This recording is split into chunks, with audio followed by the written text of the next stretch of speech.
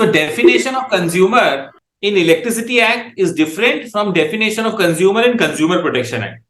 So Electricity Act 2003 में consumer defined है section 15 में.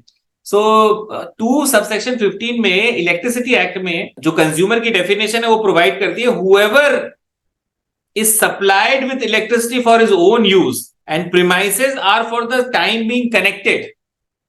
अगर आपका premises connected है या किसी को भी सप्लाई ऑफ इलेक्ट्रिसिटी हो रहा है, whether it is industrial consumer, whether it is commercial consumer, whether it is agricultural consumer, whether it is traction railways or any category, he is a consumer.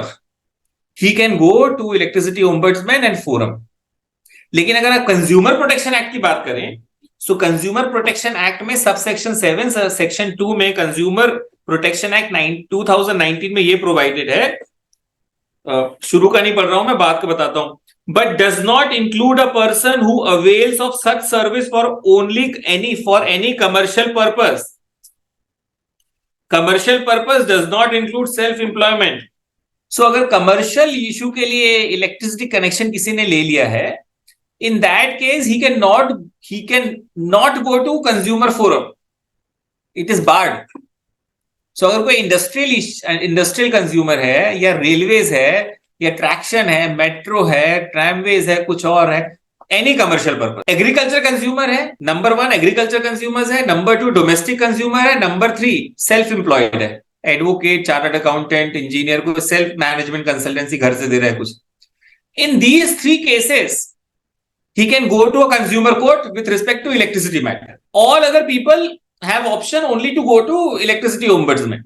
So this distinction, since you all are here and we are discussing, this distinction should be clear in your mind so that none of your friends or your company, they waste time in going to the wrong forum. They go to the right forum actually, and they know what choices are available to them. All right. 2019 में consumer protection act नया बना था, comprehensive review हुआ था उसका. It provides कि district level पे एक डिस्ट्रिक्ट कंज्यूमर कमीशन होगा up to the level of 1 crore. अगर 1 करोड़ तक का मैटर है then it will go to the district commission. If the matter is between 1 crore to 10 crore then it goes to the state commission. Above 1 crore the matter directly goes, ये direct की बात बता रहा हूं मैं, डायरेक्ट ओरिजिनल जुरिस्डिक्शन है. अब above 10 crores the matter goes to the national commission directly. So ये 3 लेवल्स में आपको ये ध्यान रखना है, 1 करोड़ से नीचे सीधे जाएगा डिस्ट्रिक्ट कमीशन में. पर जनरली जो इंडिविजुअल कंज्यूमर्स हैं या फिर सेल्फ एम्प्लॉयड हैं, उनका 1 करोड़ का बिजली का बिल नहीं आता, तो आप जनरली बिना सोचे समझे आप बोल दीजिए डिस्ट्रिक्ट कंज्यूमर कमीशन में चले जाओ आप.